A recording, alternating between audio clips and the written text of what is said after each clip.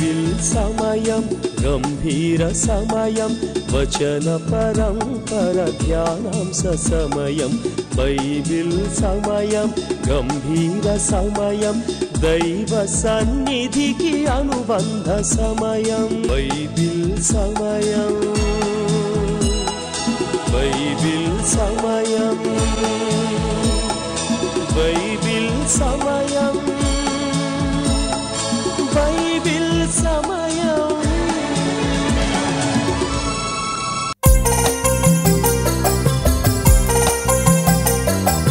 అపోస్తలుల కార్యాల గ్రంథం ఆది శిష్యుల కార్యాల ఘనము అపోస్తలుల కార్యాల గ్రంథం ఆది శిష్యుల కార్యాల ఘనము పరిశుద్ధాత్మ ప్రేరణ ధైర్యం సత్య సువార్త ప్రారంభ స్వరము క్రైస్తవ సంఘ ఆరంభ దినము పెంతెకొస్తు పండుగ పునాది దినము రోమా సామ్రాజ్యపు ముగింపు మూలం క్రీస్తు రాజ్య విస్తరణకు ప్రారంభము అపోస్తలుల కార్యాల గ్రంథం అపోస్తలుల కార్యాల గ్రంథం.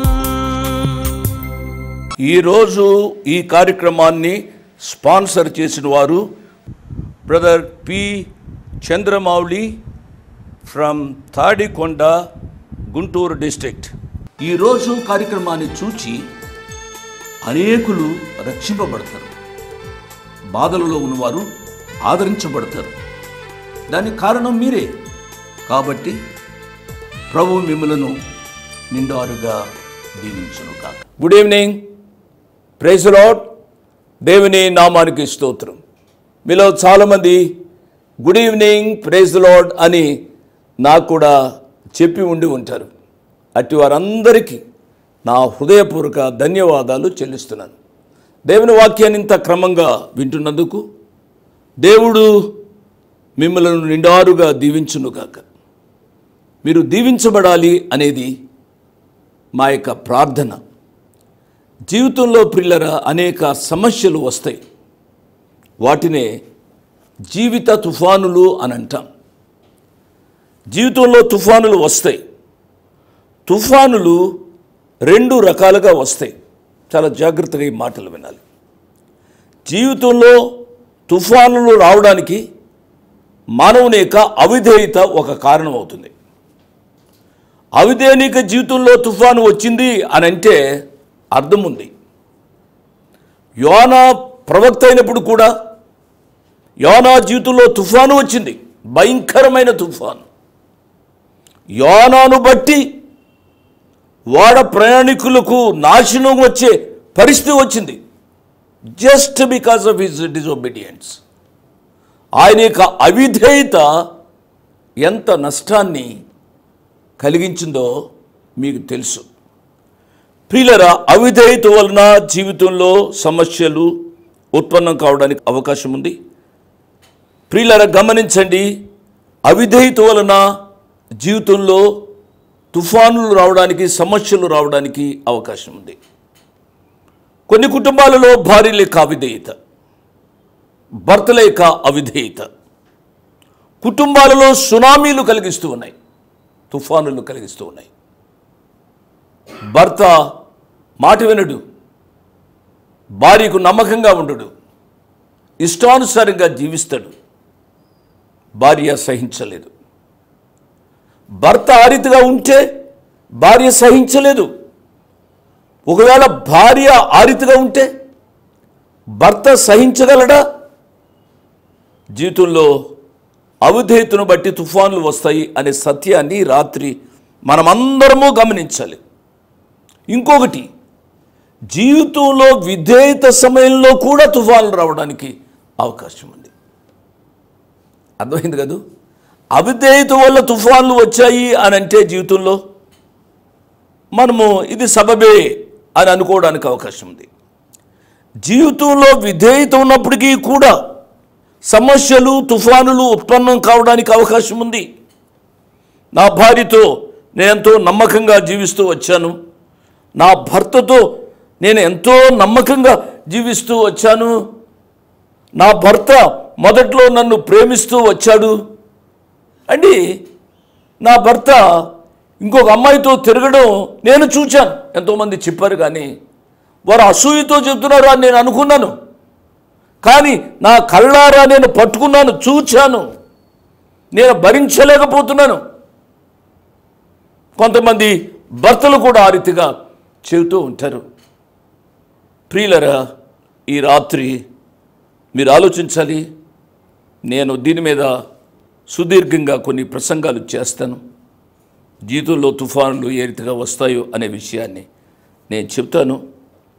మీ అందరి కొరకు నేను ప్రార్థన చేస్తున్నాను. ప్రియులరా, కొన్ని కుటుంబాల యొక్క జీవితాలు వింటున్నప్పుడు హృదయం చలిస్తుంది. ఆడబిడ్డలు అమాయకంగా ఏడుస్తూ ఉంటారు. నా భర్త ఎంతవరకు నమ్మకంగా ఉన్నాడు, కానీ అంకుల్ ఈ రీతిగా జరిగింది. నా భర్త ఎంతవరకు నమ్మకంగా ఉన్నాడు అంకుల్, నేను వేరే వారితో తిరగడం చూచి నాకు బ్రతకాలని లేదు. నేను నా బిడ్డలు చనిపోతే మేలేమో. ప్రియ బిడ్డలారా, అటువంటి పరిస్థితులు గుండా మీరు వెళుతున్నారా? ఒక తండ్రిగా, దేవుని సేవకునిగా చెబుతున్నాను, అమ్మ, అటువంటి పని చేయవద్దని మనవి చేస్తున్నాను. దేవుని సేవకునిగా, ఓ తండ్రిగా మనవి చేస్తున్నాను. ఆత్మహత్య మహాపాతకం, దేవుని దృష్టికి ఘోరమైనది. దాని ఫలితం అగ్నిగుండం. ఈ సత్యాన్ని గమనించండి. మంచిది, ప్రార్థన చేసి వాక్య ధ్యానంలోనికి వెళ్దాం. ప్రేమ కలిగిన మా ప్రియ పరలోకపు తండ్రి, వందనాలు, స్తోత్రాలు నాయన. మీ కృపా వాక్యాన్ని ప్రతిరోజు మీరు మాకు నేర్పిస్తున్న విధానం కొరకే స్తోత్రాలు. వాక్యం వినువారు మాత్రమే కాకుండా వాక్యానుసారంగా జీవించడానికి సహాయం చేయండి. జీవితంలో అనేక తుఫానులు వస్తాయని జ్ఞాపకం చేశారు. మానవుని యొక్క విధేయత వలన, మానవుని యొక్క అవిధేయత వలన సమస్యలు రావడానికి, తుఫానులు రావడానికి అవకాశం ఉంది. ఎవరు ఏ రీతిగా ఏ తుఫాన్లు గుండా వెళుతున్నారో ఎరిగిన దేవా, అవి అవిధేయతతో వచ్చినా విధేయతతో వచ్చినా తుఫానును ఆపగలిగిన వారు మీరే నాయన.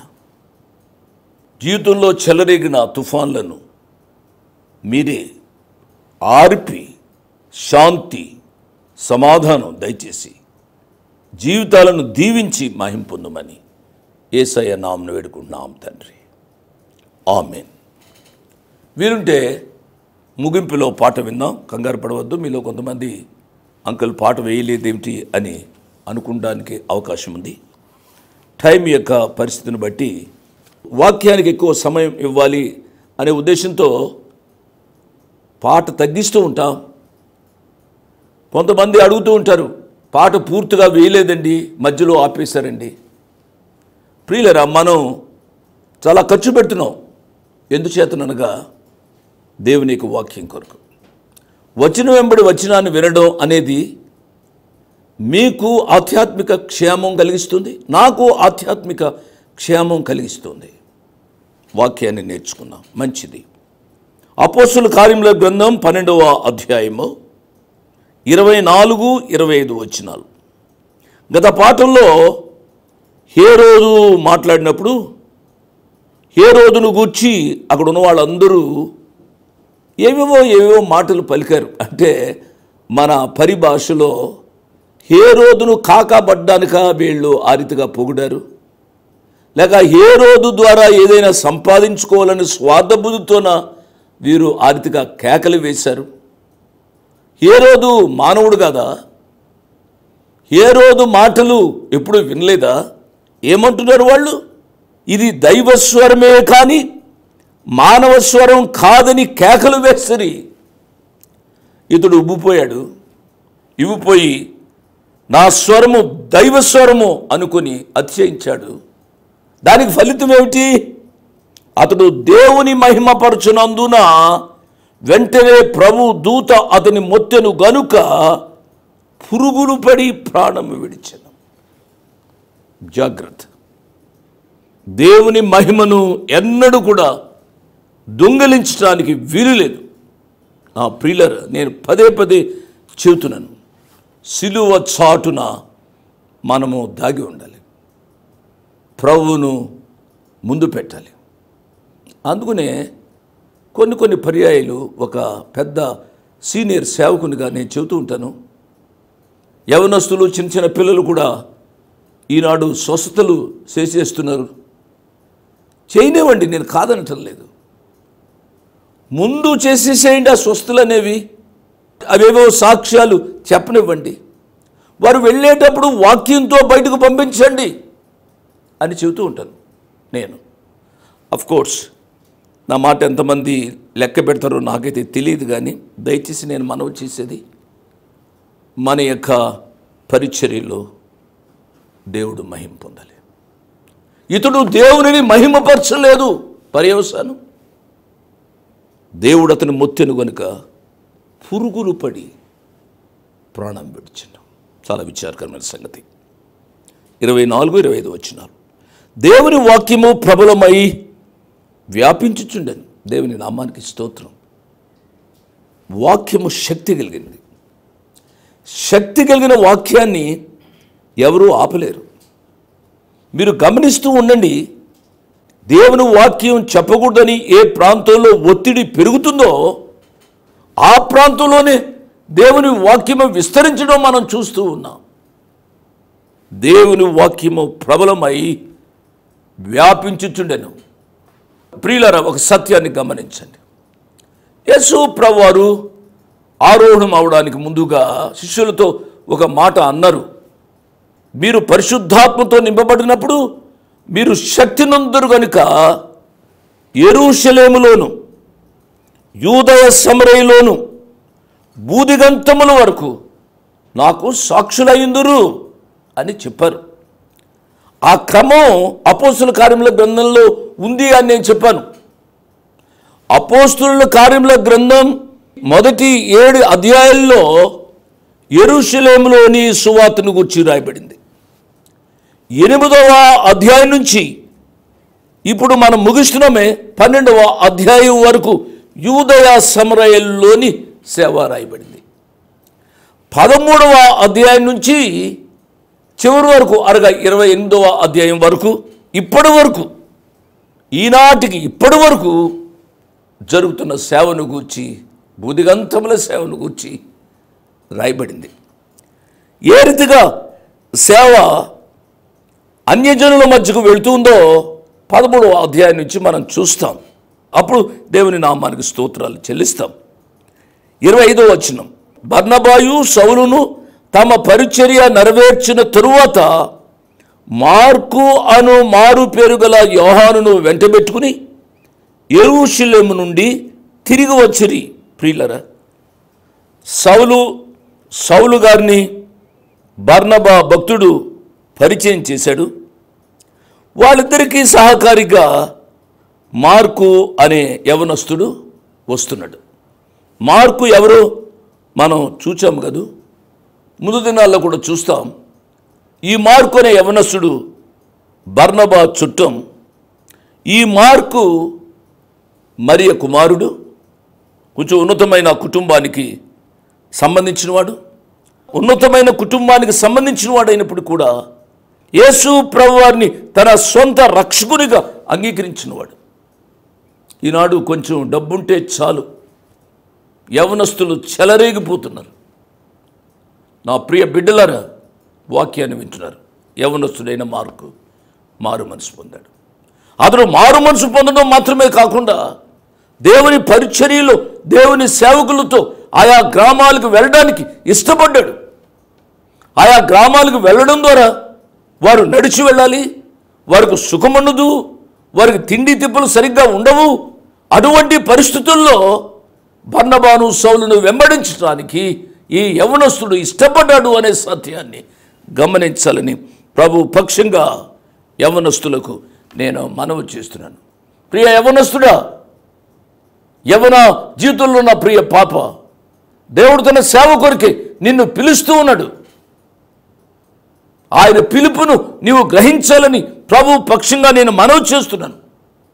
ఎంతో బీడు భూమి ఉంది మన యొక్క రాష్ట్రంలోనే. నీవున్న చోటనే ఇంకా దేవుని వాక్యం వినని ప్రజలు ఉన్నారు. ఎవరు వెళ్తారు? నేను ఎవరిని పంపిస్తాను? నేను వెళ్తాను ప్రభువా అని చెప్పగలిగిన ధైర్యము యవ్వన బిడ్డగా నీకు ఉండాలని ప్రభు పేరిట నేను జ్ఞాపకం చేస్తూ ఉన్నాను. ఇంతటితో అపోస్తుల కార్యముల గ్రంథం 12వ అధ్యాయ ధ్యానాలు ముగిశాయి. ఈ 12వ అధ్యాయాన్ని నేను సమీక్షిస్తున్నాను. దయచేసి ప్రియులరా, ఇంతవరకు 12 అధ్యాయాలు అయ్యాయి. ఇప్పటికి అపోస్తుల కార్యముల గ్రంథాన్ని నేను ముగించాలి. నేను వచనం వెంబడి వచనం చెబుతున్నాను. వచనం వెంబడి వచనాన్ని చెప్పడం మాత్రమే కాకుండా ఏ అధ్యాయాన్ని మనం ముగించామో ఆ అధ్యాయంలోని ముఖ్యాంశాలు కూడా నేను చెబుతున్నాను. క్లియర్గా మీరు కళ్ళు మూసుకొని, మొదటి అధ్యాయంలో ఇది ఉంది, రెండవ అధ్యాయంలో ఈ రీతిగా రాయబడింది, మూడవ అధ్యాయం, నాలుగవది, ఈ రీతిగా కళ్ళు మూసుకుని చెప్పగలిగిన అనుభవంలోనికి మీరు రావాలి అనేది నా యొక్క ఆశ. 12వ అధ్యాయంలో ముఖ్యాంశాలు. నెంబర్ 1, ఒక ప్రక్క సంఘము విస్తరిస్తూ ఉంటే మరి ఒక ప్రక్క సంఘానికి హింసలు ఎక్కువ అవుతున్నాయి. గమనించండి, హింసలలో సంఘము, విశ్వాసులు ప్రబలమవుతున్నారు. నేను చదివాను కదా 12వ అధ్యాయం చివరిలో. దేవుని వాక్యము విస్తరిస్తుంది, సంఘము కూడా ప్రబలమవుతుంది. ఏ సంఘంలో శ్రమలు ఉంటాయో ఆ సంఘం విస్తరిస్తుంది. ప్రియులరా, ఈ దినాల్లో సంఘంలో ధనము విస్తరిస్తుంది. మీరు గమనించాలి, మా చిన్న వయసులో సంఘానికి చందాలు ఏమీ వచ్చేవి కాదు. అక్కడ పాస్టర్ గారు, క్యాటకిస్ట్ గారు ఉండేవారు.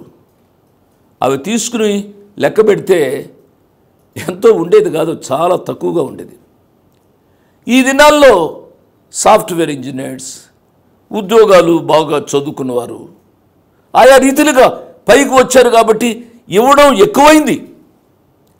డబ్బు విస్తరిస్తుంది కానీ, సంఘంలో సంఖ్య విస్తరిస్తుంది కానీ, భక్తి ఎంతవరకు విస్తరిస్తుందో ఆలోచించాలని ప్రభు పేరిట నేను జ్ఞాపకం చేస్తున్నాను. దేవునికి ఇవ్వకపోతే దేవుడేమైనా శిక్షిస్తాడేమో అన్నట్టుగానే శారీరక భయంతోనే చందాలు వేస్తున్నాము. కానీ దేవుని యందు భయభక్తులతో, దేవుని సేవలో పాలు పంపులతో మనం ఇస్తున్నామా లేదా ఆలోచించాలని ప్రభు పేరిట నేను జ్ఞాపకం చేస్తున్నాను. ఇంకొక సత్యాన్ని కూడా ఈ మొదటి పాఠంలో చెప్తున్నాను. ఒక ప్రక్క సంఘం విస్తరిస్తుంది, మరి ఒక ప్రక్క హింసలు కూడా ఎక్కువ అవుతున్నాయి. హింసల మధ్య సంఘము, విశ్వాసులు స్థిరంగా జీవించాలి అనేది మనం నేర్చుకోవాలి.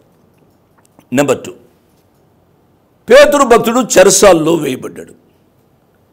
చెరసాలలో కూడా పేతురు ఎంతో చక్కగా నిద్రపోతున్నాడు. కదా, శ్రమలు ఏదైనా వస్తే మనకు నిద్ర పట్టదు. నిద్ర పట్టడం లేదండి అని అంటూ ఉంటాం. దానికి కారణం ఏంటంటే ఇంట్లో ఏ గొడవ ఉన్నాయన్నమాట. ఈనాడు గొడవలు లేని కుటుంబాలు ఉన్నాయా? ప్రియుల, సాతానుడు కుటుంబాలను పట్టుకొని పీడిస్తున్నాడు. 2 రోజులు భార్య భర్తలు బాగానే ఉన్నారు అని అంటే ఏదో పెడతాడండి, ఏదో పెట్టి ఆయన ముడుచుకుంటాడు, ఈమె ముడుచుకుంటుంది. పిల్లలకేమో అర్థం కాదు. కుటుంబంలో సమస్యలు, తుఫానులు. జాగ్రత్తగా ఆలోచించాలి. పేతురు గారు సైనికుల మధ్య ఎంతో ప్రశాంతంగా నిద్రపోతున్నాడు. కారణం దేవునిపై ఉన్న అచంచలమైన విశ్వాసము. పేతురు వల్లే మనం కూడా ఉంటే ఎంత బాగుండేది ప్రియులారా. పేతురు గారు ధైర్యం ఏమిటి? నా ప్రియ ప్రభు నన్ను విడిపిస్తాడులే, నన్ను వేయించాడు, నన్ను విడిపిస్తాడు. అవును, మన జీవితాల్లో కూడా కొన్ని కష్టాలు దేవుడు మనకు అనుమతిస్తాడు. ఈ సత్యాన్ని నేను ఉపోద్ఘాతంలో చెప్పాను. ప్రియులారా, ఈ మాటలు మన హృదయంతరంగంలోనికి తీసుకుని ఏ విషయంలోనూ భయపడవద్దు అని ప్రభు పేరిట నేను జ్ఞాపకం చేస్తున్నాను. నెంబర్ 2. నెంబర్ 3, పేతురు గారు చెరసాలలో వేయబడినప్పుడు సంఘము ఏం చేస్తూ ఉంది? మన స్నేహితుడు ఎవరైనా పోలీస్ స్టేషన్లో పెట్టబడినప్పుడు కానీ, ఏదైనా తప్పుకు గురి అయినప్పుడు కానీ, కోర్టులో వెళ్ళినప్పుడు కానీ, లేక చెరసాలలో వేయబడినప్పుడు కానీ ఏం చేస్తామంటే immediately we rush to or we run to big politicians. MP దగ్గరకో, ఎమ్మెల్యే దగ్గరకో, పంచాయతీ ప్రెసిడెంట్ దగ్గరకో, ఎవరికో ఒక దగ్గరికి మరలా పలుకుబడి ఉన్న వారిని పట్టుకుని వారి దగ్గరికి వెళ్ళి ఏమేమో ప్రయత్నాలు చేస్తాం. ప్రియులారా, ఆదిమ సంఘం ఒకే ఒక కార్యం చేసింది. అదేమిటనగా సంఘము అత్యాసక్తితో ప్రార్థించింది. దేవుని నామానికి స్తోత్రం. అటువంటి అచంచలమైన విశ్వాసం మన యొక్క జీవితాల్లో కూడా ఉండడానికి ప్రయత్నం చేస్తాం. అటువంటి కృపా ధైర్యం కొరకై మనం కూడా ప్రార్థించాలని ప్రభు పక్షంగా నేను మనవి చేస్తూ ఉన్నాను. ఆ సంఘము ప్రార్థించింది. సంఘం యొక్క ప్రార్థనకు జవాబు వచ్చింది. ఒక విషయాన్ని ఇక్కడ గమనించాలి. సంఘం యొక్క ప్రార్థనకు జవాబు వచ్చేసింది, కానీ ఆ ప్రార్థనకు వచ్చిన జవాబును సంఘమే నమ్మలేకపోతుంది. ఇది చాలా ఆశ్చర్యంగా ఉంటుంది కదూ. ఆయా సమయాల్లో క్లిష్టమైన పరిస్థితుల కొరకు మనము ప్రార్థన చేస్తూ ఉంటాం. ఆ సమస్యను దేవుడు తన సమయంలో తొందరగా నెరవేరిస్తే మనకే అపనమ్మకంగా ఉంటుంది. ప్రియ బిడ్డలారా, ఈ మాటలు గొప్ప ఆదరణ, గొప్ప నెమ్మది. పాప, నువ్వు దేని కొరకు ప్రార్థన చేస్తున్నావు? ఉద్యోగం కొరకు ప్రార్థన చేస్తున్నావు. నువ్వు అనుకోని రీతిగా ప్రభు నీకు ఉద్యోగాన్ని ఇచ్చినప్పుడు నువ్వు ఆశ్చర్యపోతావా? నీవు వివాహం కొరకు ప్రార్థన చేస్తున్నావు. అమ్మా, అనూహ్యమైన రీతిగా మంచి అబ్బాయిని నీకు వరుడుగా దేవుడు పంపిస్తాడు. ఈ మాట వినాలి. సంఘం అలనాడు నమ్మలేకపోయింది. ఈనాడు మనం నమ్మాలని ఈ కృపా వాక్యాన్ని, ఈ ఉదంతాన్ని ప్రియ ప్రభు మనకు రాసి ఇచ్చాడు అనే సత్యాన్ని నేను జ్ఞాపకం చేస్తున్నాను. అసాధ్యమైన కార్యం సాధ్యం చేయగలిగిన వాడు ఆ ప్రియ ప్రభు ఒక్కరే. ఆ ప్రార్థనా కూడికలో రోదే అనే సర్వెంట్ మెయిడ్ ఉంది. ఆ మాట ఉండాలి. ఇక్కడ తెలుగు బైబిల్లో చిన్నది అని రాయబడి ఉంది. ఇంగ్లీష్ బైబిల్లో సర్వెంట్ మెయిడ్ అని ఉంది. సర్వెంట్ మెయిడ్ను ఈ మరియమ్మ గారు పనిలో పెట్టలే. నువ్వు వెళ్ళి బట్టలు ఉతుకు లేక అజ్జే ఇజ్జే అనలే. ప్రార్థనా కూడికలో ఉంచింది. నా ప్రియ బిడ్డలారా, ఈ రాత్రి నేర్చుకుందాం. మన బిడ్డలు మన ఇంట్లో ఉన్నవారు ఈ అనుభవంలోనికి రావాలి. ప్రార్థన అనుభవంలోనికి రావాలి. నయమాను దగ్గర ఒక చిన్నది ఉంది కదూ, అంటే ఒక సర్వెంట్ మెయిడ్ ఉంది కదూ. నయమాను భార్య ప్రతిరోజు ఆ పుండ్లను కడుగుతూ ఉండేది ఎంతో ప్రేమతో. ఈ అమ్మాయి చూస్తూ ఉండేది. ఎంత మంచి తల్లి, ఎంత మంచి అమ్మగారు, రోజు ఈ యొక్క కురుపులు కడుగుతూ ఉంది అని ఆలోచించి ఈ పాప ఒక మాట చెప్పింది. అమ్మగారు, అయ్యగారి యొక్క ఈ కుష్ఠరోగం పోవాలి అని అంటే ఫలానా చోట ఒక భక్తుడు ఉన్నాడు, ఆయన పేరు ఎలీషా. ఆయన దగ్గరికి వెళ్తే అయ్యగారి యొక్క కుష్ఠరోగం పోతుంది అని చెప్పింది ఈ పాప. ఈ పాపకు ఎలా తెలుసు? ఎలీషాను గురించి ఎలా తెలుసు? ఎలీషా గురించి ఎలా తెలుసు అనగా ఈ పాప ఇంటిలో దైవ భక్తుల గురించి మాట్లాడేవారు అన్నమాట.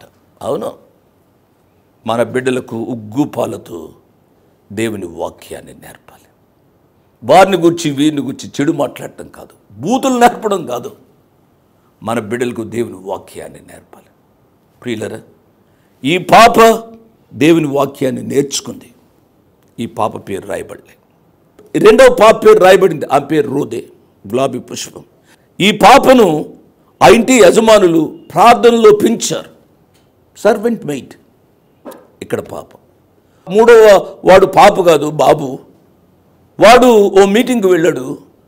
శిష్యులు వచ్చి నీ దగ్గర ఉన్నాయి ఇస్తావా అంటే వాడి దగ్గర ఏమున్నాయి? 5 యవల రొట్టెలు, 2 చిన్న చేపలు. నేను చాలాసార్లు చెప్పాను. అడిగిన వెంటనే విడిచేశాడు. దేవుని నామానికి స్తోత్రం. మన బిడ్డలను దేవుని వాక్యంలోను, దేవుని సన్నిధిలోను, దేవునికి ఇచ్చే ఆ దాతృత్వ బుద్ధిలోను పెంచాలని మనవి చేస్తున్నాను. ఇంతటితో 12వ అధ్యాయ ధ్యానాలు సమీక్ష సంపూర్తి అయ్యాయి. రేపటి పాఠంలో 13వ అధ్యాయాన్ని ప్రారంభిస్తాను. బయట ఏ రీతిగా అనగా యెరూషలేము యూదయ సమరయ కాకుండా బూదిగంతాల వరకు అన్నాం కదూ, బయట సువార్త ఏ రీతిగా వ్యాపకమైందో నేర్చుకుందాం. దేవుని వాక్యంలో స్థిరపడి ప్రభు కొరకు జీవించాలని మనవి చేస్తూ ముగిస్తున్నాను. దేవుడు నిండారుగా మిమ్మలను దీవించునుగాక. ఆమేన్. ఇంతవరకు వాక్యాన్ని విన్నందుకు మీకు నా హృదయపూర్వక వందనాలు. ఒక ప్రత్యేకమైన మనవి చేయడానికి మరొకసారి మీ ముందుకు వస్తున్నాను. అదేమిటి అనగా, ఈ కార్యక్రమాన్ని నిర్వహించడానికి నేను ఎంతో ధైర్యం చేశాను అనే విషయాన్ని జ్ఞాపకం చేస్తున్నాను. డబ్బుండి కార్యక్రమాన్ని ప్రారంభించలేదు. నన్ను రక్షించి ఇంతవరకు పిలిచిన ప్రభు ఉన్నారు అని, తదుపరి విశ్వాసులైన మీరు ఉన్నారు అనే ధైర్యంతో ఈ కార్యక్రమాన్ని కొనసాగిస్తున్నాం. కాబట్టి ఈ కార్యక్రమానికి అయ్యే ఖర్చులో కొంత భాగమైన మీరు భరించాలని మనవి చేస్తున్నాను. ఒకరోజు కార్యక్రమానికి ఎంత ఖర్చు అవుతుందో ఆ విషయాలు మీరు తెలుసుకోవాలంటే దయతో నాకు ఫోన్ చేసి కానీ, ఆఫీసుకు ఉత్తరం రాసి కానీ తెలుసుకుని సహాయపడమని ఒక తండ్రిగా, దైవదాసునిగా, అంకులుగా మీకు మనవి చేస్తున్నాను. My address 1-1-214/2, flat number 505506. 1-1-214/2, flat number 505506. Prithvi Apartments Extension, Vivek Nagar, Chikkarpalli, Hyderabad 20. దేవుడు మిమ్మల్ని నిండారుగా దీవించునుగాక. ఆమేన్.